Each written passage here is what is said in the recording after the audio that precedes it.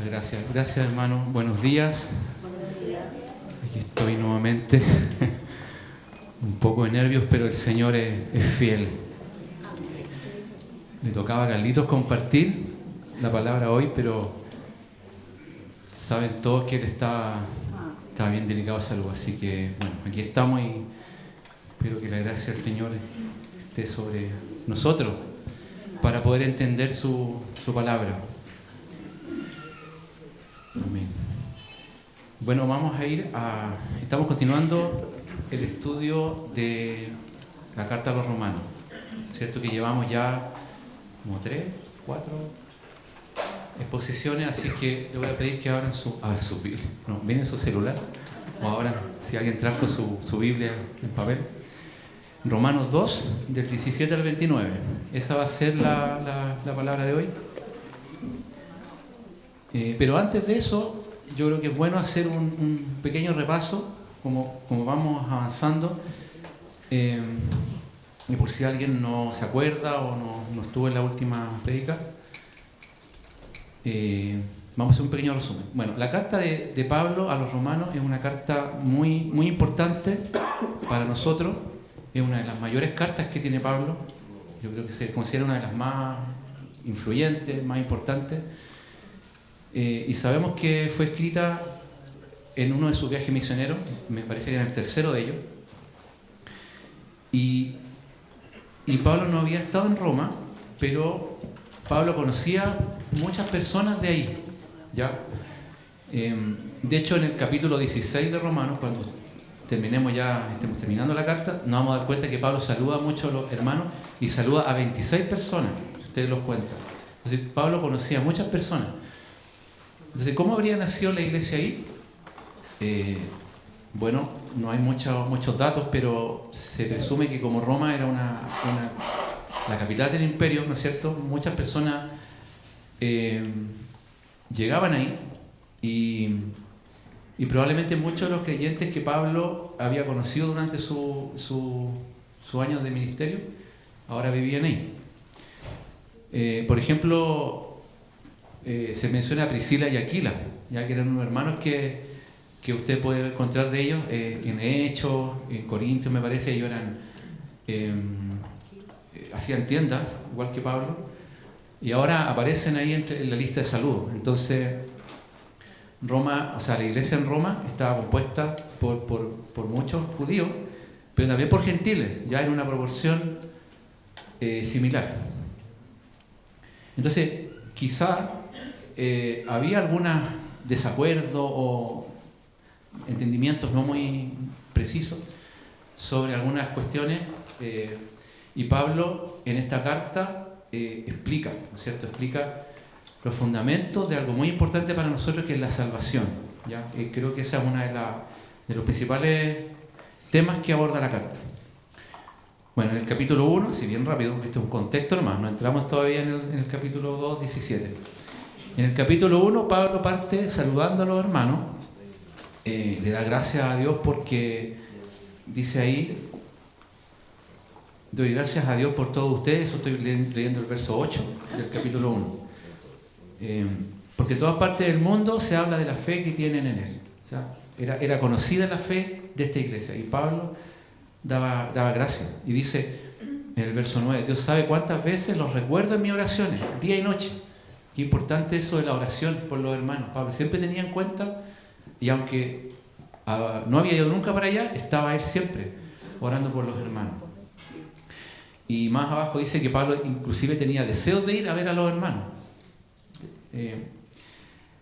Tenía deseo. Y en el verso 16 del capítulo 1 hay un versículo muy importante, porque dice que Pablo dice: no me avergüenzo de la buena noticia acerca de Cristo, porque es poder de Dios en acción para salvar a todos los que creen. Aquí incluía a judíos y a no judíos. O sea, la salvación es para toda la gente, el Evangelio.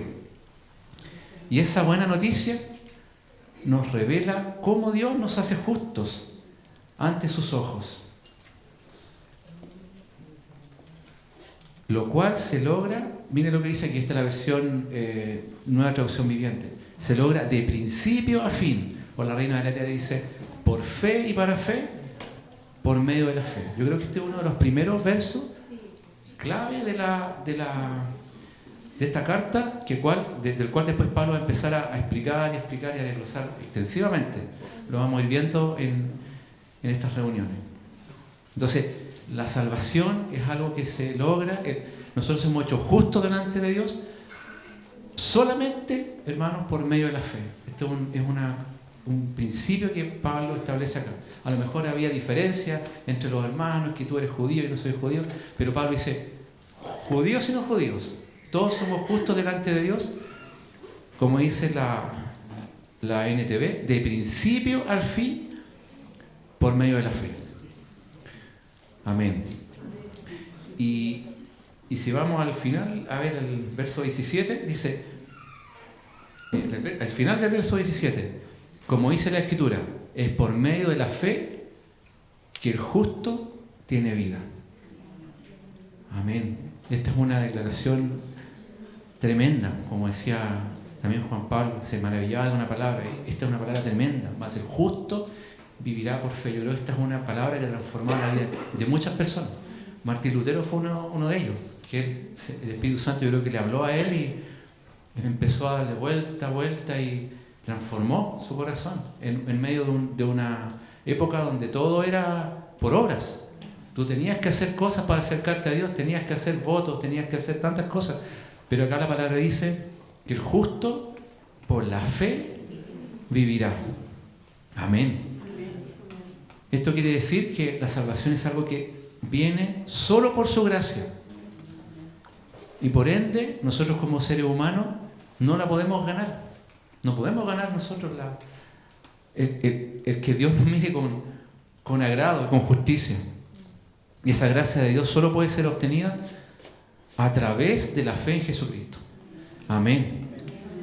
Bueno, y en lo que sigue después del capítulo 1, del verso 18 en adelante, ahí Irán nos compartió de una forma bien del Señor, que describe la triste condición que tenemos, que tiene el ser humano, su corazón. Dice, pero Dios muestra su ira desde el cielo contra todos los que son pecadores y perversos, que detienen la verdad con su perversión. Ellos conocen la verdad acerca de Dios, porque Él se las ha hecho evidente, y sigue ahí desglosando. Dice, y es cierto, ellos conocieron a Dios, pero no quisieron adorarlo como Dios, ni darle gracias. Y de ahí para abajo, si usted sigue leyendo, bueno, ya lo leímos, pero le recomiendo que siempre esté repasando, viene algo muy triste, producto de no reconocer a Dios y de no darle gracias. Irán nos decía, cuando tú le das gracias a Dios, cuando tú lo reconoces, eso es como una coraza, algo que te pone en tu lugar. Por eso le decíamos al Señor, toma tu lugar y ponle a nosotros en nuestro lugar. Porque nosotros a veces queremos tomar el lugar del Señor. Nos vamos acá de la reunión y hacemos la vida como a nosotros nos parece, ¿no es cierto? Pero el Señor está revelándonos que Él quiere todo de nosotros, no solamente en este momento, sino que cuando nos vamos, nos retiramos y hacemos nuestras cosas, cómo usamos nuestro tiempo, en qué pensamos, en qué leemos, qué vemos, etc. El Señor quiere ser nuestro todo. Amén. Entonces, Romanos explica la condición triste que tiene el ser humano. Nuestro corazón perverso, dice ahí, pecaminoso, digno de muerte. Un corazón que es imposible que se pueda poner a cuentas con Dios por sus propios méritos. Entonces, aquí Pablo está explicando eso.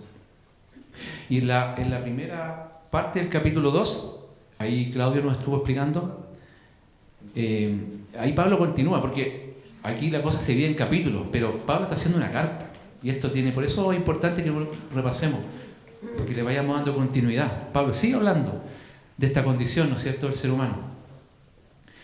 Y Pablo continúa explicando que esta condición, en el capítulo 2 al inicio, es transversal a todos. Ninguno de nosotros puede escapar. Todos nosotros tenemos una raíz de donde venimos, ¿no es cierto?, de Adán. La palabra dice que por el pecado entró la muerte. Y todos pecamos. Todos nacimos con ese corazón. Todos venimos a esa condición. Y Claudio también nos explicaba que, aunque hoy en día nuestra condición es muy distinta, porque nosotros hemos sido regenerados, todo aquel que hayamos creído en Cristo, hayamos confesado a Cristo como nuestro Señor, nuestro Salvador, y hemos recibido el Espíritu Santo y hemos recibido esa regeneración, ¿no es cierto?, por el Espíritu. Pero se nos advierte, y de igual manera, cuidado con el juicio, con no juzgar, porque todos estamos en una carrera, ¿no es cierto? Pablo en otras epístolas habla de nuestro seguir a Cristo como una carrera, y todos estamos caminando en este camino con distintas dificultades, como decía Juan Pablo, distintas cosas que nos suceden, pero se trata de aferrarnos a Cristo, aferrarnos, porque solamente en Él vamos a poder llegar a la meta. Amén. Por la pura fe en Él es que nosotros podemos ser justificados delante de Dios. En el verso 13 del capítulo 2 dice: no son los oidores de la ley los justos ante Dios, sino que son los hacedores de la ley los que serán justificados. Y esto es posible, y aquí me estoy adelantando un poquito, solo por la obra del Espíritu.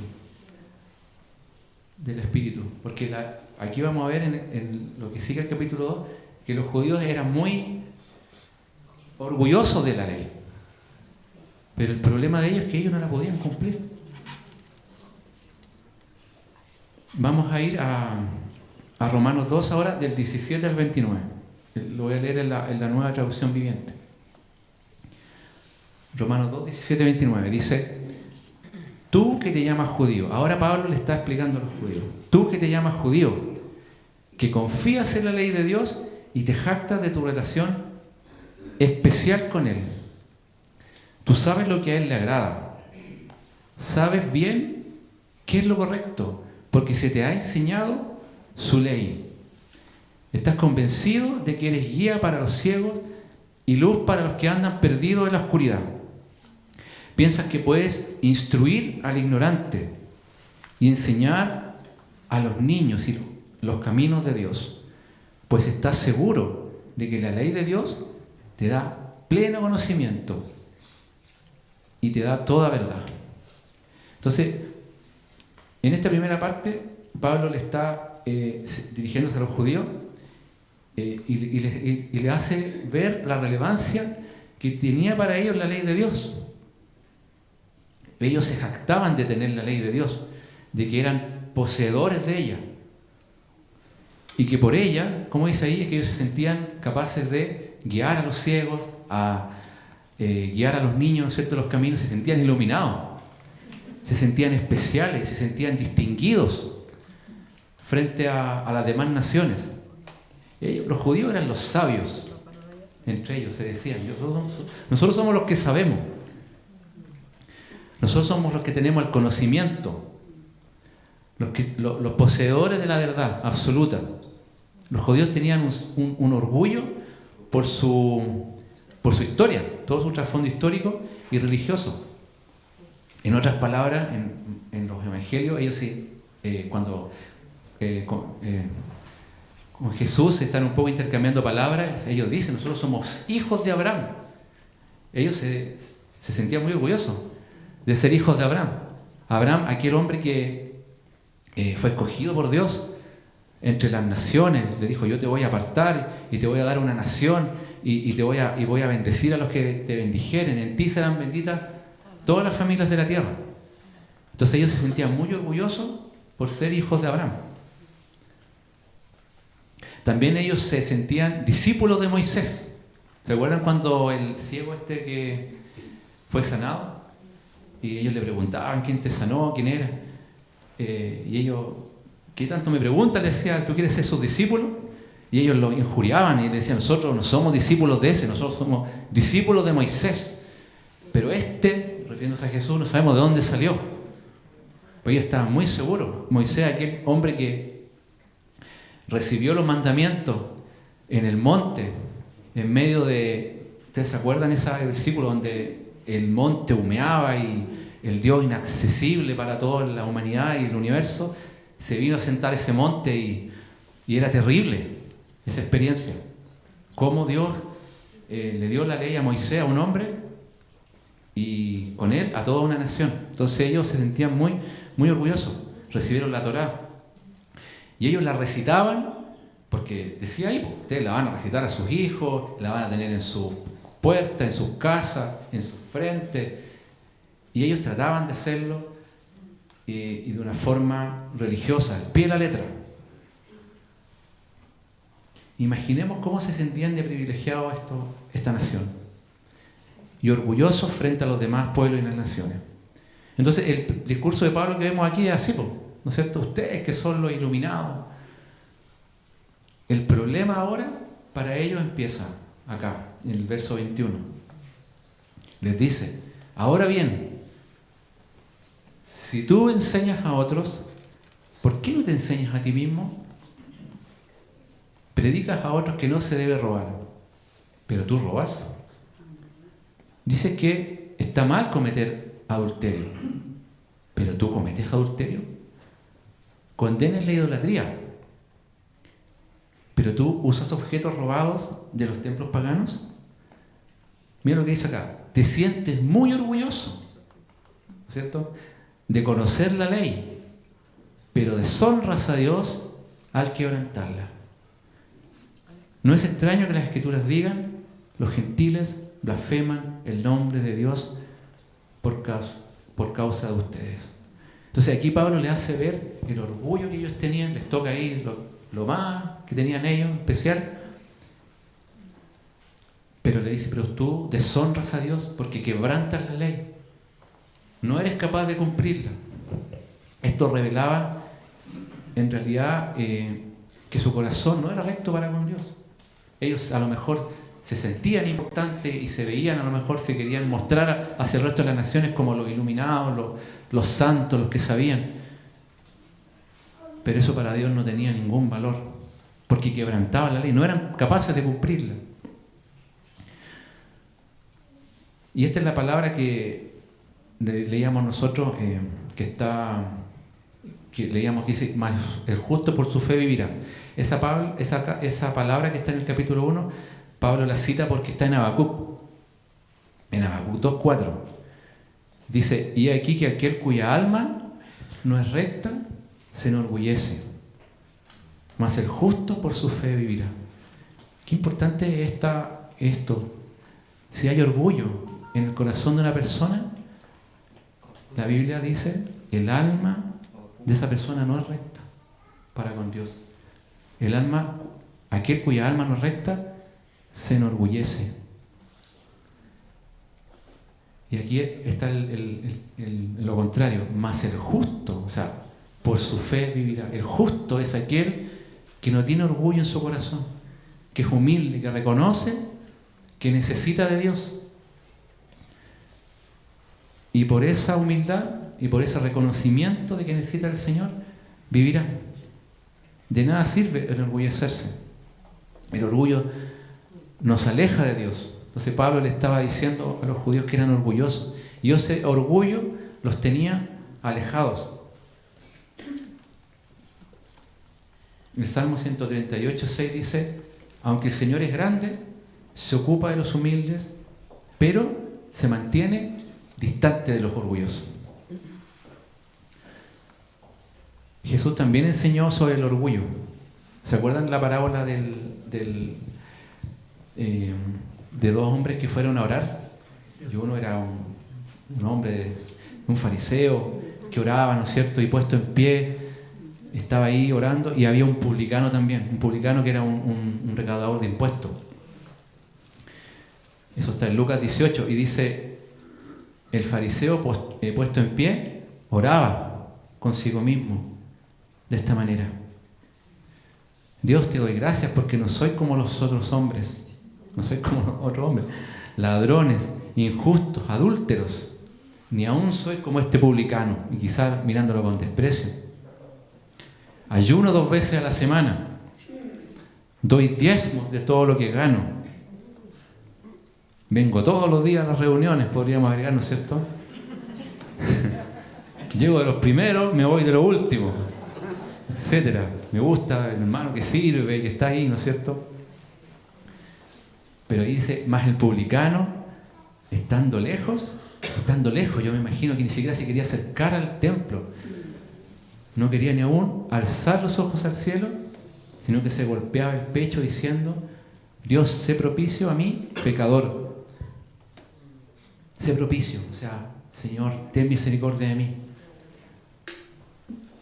Esa frase chiquitita, sé propicio a mí, pecador. El otro varón quizás quiere una oración muy larga, pero él decía, sé propicio a mi pecador. Y Jesús dice, yo les digo que este publicano descendió a su casa justificado antes que el otro. Porque cualquiera que se enaltece será humillado y el que se humilla será enaltecido. O sea, el fariseo pensaba que él era perfecto, cumplía la ley, o pretendía, él decía que él mismo la cumplía. No necesitaba la ayuda de Dios, él confiaba, tenía su corazón puesto en la ley, pero no en el dador de la ley. Ese es el punto. No necesito la ayuda de Dios, ¿para qué? Si yo soy perfecto, ayuno, ¿no es cierto? Jesús enseñó aquí que nuestra actitud debe ser como la de este publicano, que reconoce que necesita a Dios. Pablo continúa con su exposición del problema. El verso 25. La ceremonia judía de la circuncisión solo tiene valor si obedeces la ley de Dios. Pero si no obedeces la ley de Dios, no estás en mejor condición que un gentil incircunciso. Y si los gentiles obedecen la ley de Dios, ¿acaso Él no los considerará su propio pueblo? De hecho, los gentiles incircuncisos que cumplen la ley de Dios los condenarán a ustedes, judíos que están circuncidados y tienen la ley de Dios, pero no la obedecen. ¿Ven? Entonces, ustedes que son los circuncidados, o sea, la circuncisión era algo muy importante para los judíos.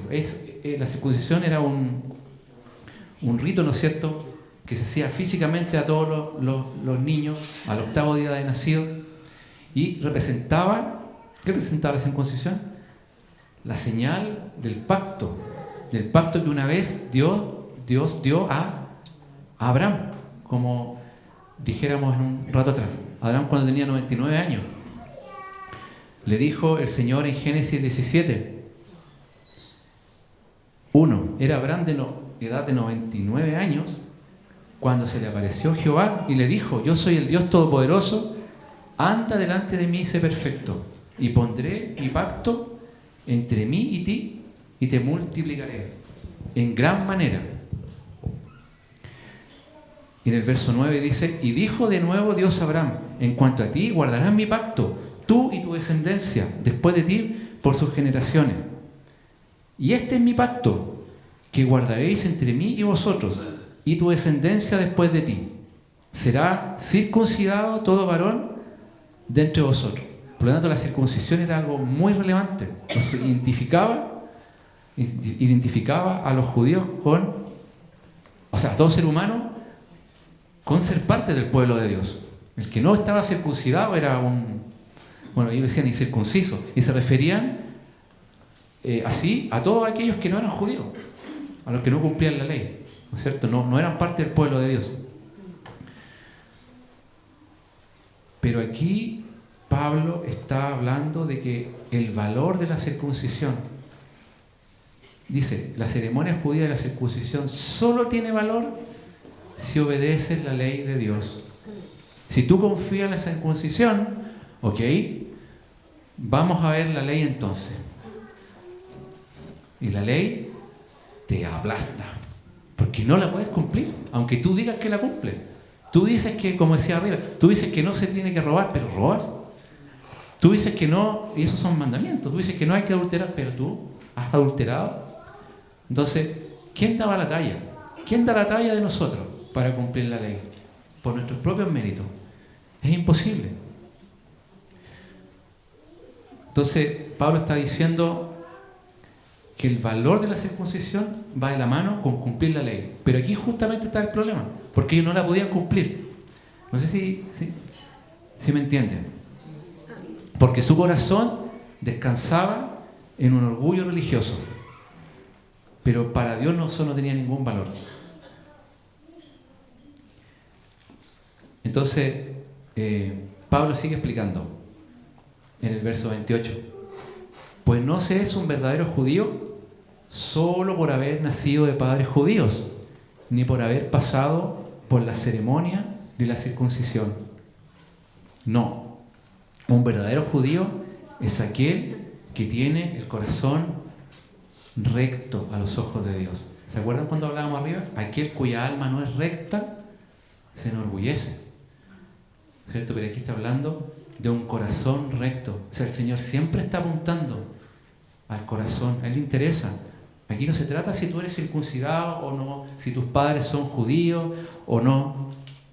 Un verdadero judío, el verso 29, es aquel que tiene un corazón recto a los ojos de Dios. Y si un corazón no recto es orgulloso, ¿qué es un corazón recto entonces? Un corazón que es lo contrario de orgulloso. Lo podríamos sacar por lógica, ¿no? Un corazón humilde, que reconoce a Dios, que sabe, Señor, yo no puedo sin ti, no puedo vivir la vida cristiana si no es contigo. Es imposible. Me aparece todo un diagnóstico de lo que es el corazón, perverso. Es imposible si no es por el Espíritu. La verdadera circuncisión no consiste meramente en obedecer la letra de la ley, sino, miren lo que dice aquí, qué hermoso, es un cambio en el corazón. Si la Biblia hubiese registrado un cambio en el corazón y hubiese dejado un punto ahí, ¿qué sería? Serían palabras bonitas, pero sería un mensaje sin ninguna esperanza. Porque ¿cómo alguien puede cambiar su corazón? Por sus propios méritos, por nuestra propia voluntad, porque yo soy una persona que tengo una voluntad firme. Es imposible. Pero ese cambio de corazón viene producido, y eso, si lo puedes subrayar, se lo pido que lo haga. Producido por el Espíritu. El cambio en el corazón, queridos hermanos, viene por el Espíritu Santo. Y una persona con un corazón, miren lo que dice, transformado, busca la aprobación de Dios, no la de la gente. Amén. O sea, en palabras de hoy, no soy cristiano porque mis papás son cristianos, o porque mi papá es pastor, o no sé. No soy cristiano por venir a las reuniones todos los domingos, ni siquiera por ayunar, ni siquiera por hacer señales o prodigios. Por eso el Señor hablaba en el tiempo del fin. Algunos van a venir y van a decir, Señor, en tu nombre hacíamos milagros, en tu nombre hacíamos tantas cosas. ¿Y qué es lo que les dijo el Señor? ¿Qué les va a decir a muchos de ellos? No los conozco. ¿De qué se trata? ¿De qué se trata? Porque las señales y los prodigios son fruto obviamente, de alguien que tiene el Espíritu. El Señor le ha dado eso a alguien, a una persona, ¿no es cierto? Y estas señales seguirán a los que creen. Pero esto tiene un sentido. No sé si me explico. Por ser yo cristiano, claro que tengo que demostrar fruto, dones. Pero si ya una persona tiene dones y todo el cuento, y por muchos que hay por ahí engañando y sanando esas cruzadas de milagros, ojo ahí, el Señor no sé si está ahí o no. Uno tiene que discernir. Esto siempre tiene un sentido. En el metro los que trabajamos en el metro dicen, esta cosa es vía 1 y vía 2, dicen. Pero esto no es así.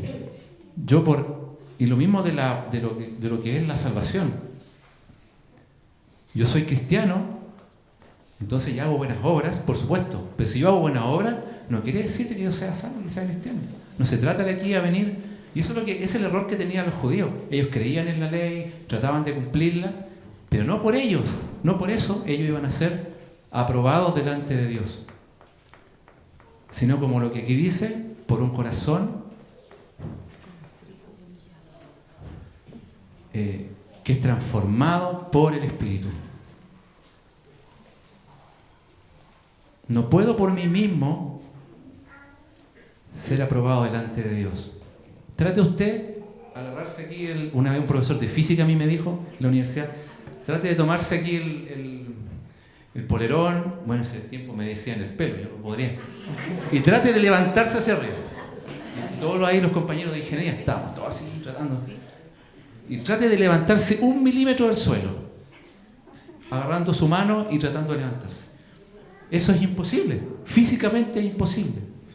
Tiene que venir una fuerza de arriba, externa a mí, para levantarme. Si usted se trata de levantar 1 milímetro, no sé, es un mago, alguien, no sé, no, pero no se puede, no se puede. Por eso el Señor dijo, ¿quién podrá añadir a su estatura? No se puede. Y espiritualmente lo mismo. Nosotros no podemos elevarnos 1 milímetro del suelo, espiritualmente, por nosotros mismos. Yo creo que esa es la gran enseñanza que tiene esta carta. Que todo, como también las alabanzas, tiene que ver con Cristo. Con nuestra voluntad, sí, de querer cumplir la ley, de querer cumplir. Porque el Señor dice, los hacedores de la ley van a ser justificados. Los hacedores, aquí no se trata de dejar la ley de lado. El Señor nos manda a hacer la ley. Pero eso de hacer la ley, solamente lo vamos a poder hacer por una transformación del Espíritu. Por eso el Señor se fue y dejó a uno igual que Él, para que nos viniera a enseñar, para que nos viniera a ayudar a cómo vivir la vida. Si tú pretendes vivir la vida cristiana sin el Espíritu Santo, no estamos en una posición mayor que la de estos judíos, de estas personas que trataban de cumplir la ley y no podían. Hay una parábola, sí, una historia que contó Jesús sobre no una parábola, ¿o sí? Bueno, es un encuentro de Jesús con un joven, sí, un joven rico que se le acercó. ¿Y qué le dijo al joven rico? ¿Se acuerdan de la historia? ¿Qué es lo que haré para heredar la vida eterna? Él vino con esa pregunta a Jesús. Y la respuesta de Jesús fue primero en el contexto de la ley. Los mandamientos sabes, le dijo Jesús. Amarás al Señor tu Dios con todo tu corazón, con tu prójimo como a ti mismo, etc. Él empezó a hablar sobre la ley, sobre los mandamientos. Y el joven rico, ¿qué le responde? Le dice, Señor, yo todo eso lo he hecho desde mi juventud. Estoy listo. Tengo nada más que... Si esa es tu respuesta, entonces yo te digo, yo estoy listo, porque yo he cumplido todo. Pero Jesús dice que al escuchar eso, dice que lo amó. Le miró, yo creo que le sacó una radiografía. Como tenía la capacidad de Jesús él dice la palabra que él no tenía necesidad de que nadie le dijera nada de las personas, porque él sabía lo que había en el corazón. Y él sabía lo que había en el corazón de esa persona. Y le dijo, una cosa te falta. Anda, vete, vende todo lo que tienes y dalo a los pobres y tendrás tesoro en el cielo. Y ven y sígueme tomando tu cruz. Y dice la palabra que él, al escuchar esta palabra, afligido, dice, por esta palabra, se fue triste porque tenía muchas posesiones. Entonces Jesús, queridos, quiere apuntar a nuestro corazón. Y a él siempre le importa eso. En el caso de esta persona, este joven rico, él apuntó a las riquezas, porque él sabía que las riquezas para él eran algo importante y tenía un lugar que tenía que ser quitado para que Jesús lo tomara. Pero él no estuvo dispuesto, no sabemos, a lo mejor después reflexionó, pero dice la palabra que él se fue triste. Pero Jesús le dice, no le dijo, no lo despojó, le dijo, mira, tú, de los tesoros, hizo un intercambio, le dice, mira, si tú quieres tener tesoros en el cielo, saca los tesoros que tienes acá. Y dice, y tendrás tesoro en el cielo. Pero para él fueron más importantes. Chiquillo, vaya. Gracias. El Señor, los niños.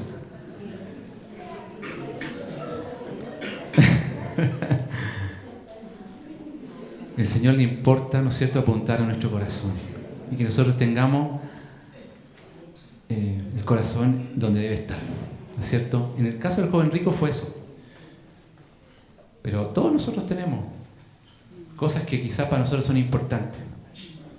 Por eso le decíamos al Señor, toma tu lugar, toma el lugar que te pertenece. No podemos impresionar a nuestro Dios con nuestra religiosidad, no podemos impresionarlo con nuestras credenciales, de cuánto tiempo llevamos acá en la iglesia, o quiénes seamos, o qué apellido tengamos, o quiénes sean nuestros familiares. Nuestra gran elocuencia para orar, nuestra elocuencia para a lo mejor predicar o para manifestar dones, inclusive hacer milagros o señales, como decíamos acá. No podemos impresionar al Señor con eso. La pregunta es, ¿quién ocupa el primer lugar en nuestro corazón? ¿Qué ocupa el primer lugar en nuestro corazón? ¿Cuál es la actitud o el motor, lo que nos levanta en la mañana a venir a escuchar una palabra, a sentarnos aquí, a anotar a lo mejor? Pero le permitimos al Señor que Él transforme nuestra vida, porque Él lo quiere hacer, ¿no es cierto? Pero Él también nos deja. Es una decisión. El Señor quiere ser nuestro Padre y el final de la historia es esa. Yo soy a ustedes por Padre y ustedes me serán a mí hijos e hijas, ¿no es cierto? Pero el Señor nos manda a apartarnos. El otro día yo les compartía, el Señor nos dice, sed santos porque yo soy santo. Apártense y yo los voy a recibir. Entonces el Señor tiene eso para nosotros, pero también está la decisión de nosotros de apartarnos, de servirle, de decir, Señor, yo no puedo por mí mismo, veo toda esta lista de cosas que tú me pides, pero la palabra dice, los mandamientos no son gravosos. ¿Cómo puede decir eso? Los mandamientos no son difíciles de cumplir. Para todo aquel que ha confiado en Cristo y ha permitido que el Espíritu Santo gobierne su vida, eso aplica. Pero si eso no es así, por supuesto que va a ser difícil de cumplir. Por supuesto. Y además yo les digo, es imposible. Me adelanté ahí porque justamente venía. 1 Juan 5. 1 Juan 5:1. Todo aquel que cree que Jesús es el Cristo ha llegado a ser un hijo de Dios. Y todo el que ama al Padre ama también a los hijos nacidos de Él. Sabemos que amamos a los hijos de Dios si amamos a Dios, miren lo que dice aquí, y obedecemos sus mandamientos. Amamos a los hijos de Dios si amamos a Dios y obedecemos. Y amar a Dios significa, miren, ¿qué significa amar a Dios? Obedecer sus mandamientos. Eso es lo que les decía. Y sus mandamientos no son una carga difícil de llevar. Pues todo hijo de Dios vence a este mundo de maldad y logramos esa victoria por medio de nuestra gran determinación de hacer las cosas bien. No, dice nuestra fe. ¿Cómo vencemos nosotros? Por la fe. La palabra de Dios, los mandamientos de Dios son una afrenta al mundo. Se oponen al mundo. Se oponen al mundo. Los injustos, decía ahí, Irán decía, tratan de detener con su injusticia la verdad. Es imposible. Entre paréntesis, que eso suceda. No, la verdad no la van a detener. Entonces, nuestra batalla que tenemos, esa batalla que tenemos, ¿no es cierto?, como cristianos, como hijos de Dios, de caminar en el camino del Señor, solamente la vamos a vencer por medio de nuestra fe. Amén. ¿Y quién puede ganar esta batalla contra el mundo? Únicamente los que creen que Jesús es el Hijo de Dios. Amén. Amén. Pablo se ponía aquí como ejemplo. Si había uno que se levantara ahí y dijera, no, es que yo soy yo soy judío, yo soy la persona, bueno, decía, si usted se quiere poner en esa batalla, yo me pongo delante suyo. Porque si queremos hablar de quién es el más apto aquí para hablar con propiedad de lo que es ser un judío, fariseo, que cumplidor de la ley, yo me pongo primero que tú, primero que cualquiera. En Filipenses 9, en Filipenses 3:14, dice, el tío dice, porque nosotros somos la circuncisión, los que en espíritu servimos a Dios y nos gloriamos en Cristo Jesús, no teniendo confianza en la carne. Aunque yo tengo de qué confiar en la carne. Aquí Pablo hace un desafío. Si alguno piensa que tiene de qué confiar en la carne, yo más. Circuncidado al 8º día, del linaje de Israel, de la tribu de Benjamín, hebreo de hebreos, en cuanto a la ley, fariseo, en cuanto a celo, perseguidor de la iglesia, en cuanto a la justicia que es en la ley, irreprensible. Nadie podía decir nada de este hombre, ¿no es cierto?, que era cumplidor de la ley. Pero miren lo que dice acá. Pero cuantas cosas eran para mí ganancia, en esa época, las he estimado como pérdida. Piensen en esa palabra, pérdida. Pero eso no es una pérdida así que queda ahí en el aire. Es una pérdida por amor de Cristo. Y ciertamente aún estimo todas las cosas como, otra vez está la palabra, pérdida, pero dice, por la excelencia del conocimiento de Cristo Jesús, mi Señor, por amor del cual lo he perdido todo y lo tengo por basura, pero para ganar a Cristo y ser hallado en Él, no teniendo mi propia justicia, que es por la ley. Aquí Pablo lo explica súper bien, no teniendo mi propia justicia, que es por la ley. Si queremos hablar de una justicia propia, entonces tenemos que ceñirnos a la ley. A ver, si tú te la quieres ganar por ti mismo, aquí está la ley, que te dice tú no puedes. Tu condición pecaminosa, tu condición. Así está tu corazón, si tú confías en la ley. Pero dice, no es la justicia que es por la ley, sino la que es por la fe de Cristo. La justicia que es de Dios, no la justicia de uno. La justicia de Dios es por la fe, a fin de conocerle y el poder de su resurrección y la participación de sus padecimientos, llegando a ser semejantes a Él en su muerte. Si en alguna manera llegase a la resurrección de entre los muertos. No que yo lo haya alcanzado ya. Mira lo que decía Pablo. Pablo se veía en este camino. Ni que ya sea perfecto. Él se veía en un proceso, ¿no es cierto? Sino que prosigo para ver si logro hacer aquello para lo cual fui también asido por Cristo Jesús. Miren la humildad de Pablo, ese orgullo que él tenía, cómo el Señor se lo transformó. Y él ahora se veía en carrera con el resto de sus hermanos. Estoy aquí, estoy avanzando para ver si logro así, para ver si logro llegar a la meta. Hermanos, yo mismo no pretendo haberlo alcanzado, pero una cosa hago, olvidando ciertamente lo que queda atrás y me extiendo a lo que está adelante. Prosigo a la meta, al premio del supremo llamamiento de Dios en Cristo Jesús. Amén. Esto es una palabra que nos anima, yo creo, nos anima, nos muestra, Pablo nos está mostrando, el Señor nos está mostrando a través de Pablo nuestra condición caída como seres humanos, pero el Señor nos ha dado algo maravilloso, nos ha dado la regeneración por su Espíritu y nos dice, sí, tú ahora conmigo conmigo al lado cumples, vas a poder cumplir. Porque yo te pongo al lado a mi espíritu, yo mismo, Dios mismo en nuestro corazón. Así que, hermano, el Señor nos llama a eso, a reconocerle a Él en nuestros caminos, a ser agradecidos, como nos decía Irán.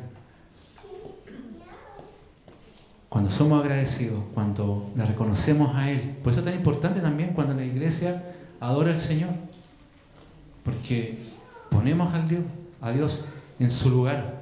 Le decimos a nuestra alma, a nuestro yo, menos de ti y más de Él. Cuando tú y yo adoramos al Señor con un corazón sincero, se produce algo tremendo. Le recordamos a nuestra alma dónde debe estar, quieta, acallada. Tantas preocupaciones que a veces tenemos. El Señor nos manda, nos dice: yo soy el Dios Todopoderoso. El mismo Dios que le habló y se le apareció a Abraham, el mismo Dios que nos habla hoy en día. Yo soy el Dios Todopoderoso, que te amo, que soy tu Padre. Tengo todo bajo su control. Como decía Juan Pablo, hay situaciones distintas que estamos viviendo, pero el Señor tiene todo bajo su control. Nada se le pasa. Amén. Así que animémonos y sigamos adelante estudiando esta carta. Yo les animo que la vuelva a leer. No vamos muy avanzados en la carta, vamos todavía en el capítulo 2. Sería bueno que leyera del 1, del 2 de nuevo, preparándonos para la siguiente exposición. Amén. Señor, te damos gracias por esta palabra. Te damos gracias, Señor, porque tu palabra es algo tan tremendo, tan maravilloso para nuestra vida, Señor. Nos anima, nos hace ver nuestra condición, pero detrás de eso vemos tu amor. No es un mensaje sin esperanza, al contrario, algo que nos llena de esperanza, de que esta vida sí se puede vivir en el poder de tu Espíritu, Señor. Como tú nos enseñaste cuando viniste a vivir en medio de nuestro, agradándole al Padre en todo. Señor, yo te pido que pongas en nuestro corazón ese deseo cada día mayor de ser transformado, porque dice acá: el corazón transformado busca la aprobación de Dios. Que busquemos agradar tu corazón con todo lo que hagamos, nuestros pensamientos, con nuestras acciones. Ayúdanos, Señor, a caminar este camino. Reconocemos nuestra necesidad de ti, Señor. Aquí no importando cuánto tiempo llevemos, Señor, no queremos confiar en nada más, sino en el sacrificio de Cristo que nos hace justos delante de ti, Señor. Muchas gracias, Señor, y te pido que esta palabra pueda llegar al corazón de cada uno de mis hermanos acá, de los hermanos que quizás verán esta grabación. Nos sigas animando y tu Espíritu nos siga fortaleciendo y guiando en el camino que tú tienes para nosotros, Señor, como iglesia. En el nombre de Jesús. Amén. Amén. Hermano, muchas gracias.